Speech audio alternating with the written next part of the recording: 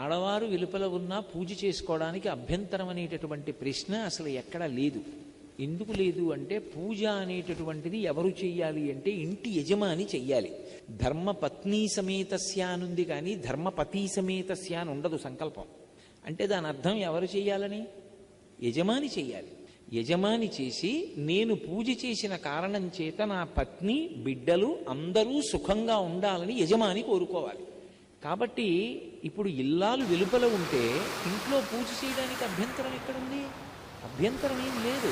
ఆవిడ వెలుపల ఉంటే ఆవిడ కాదు కదా పూజ చేసేది, మీరు చేసుకోవచ్చు.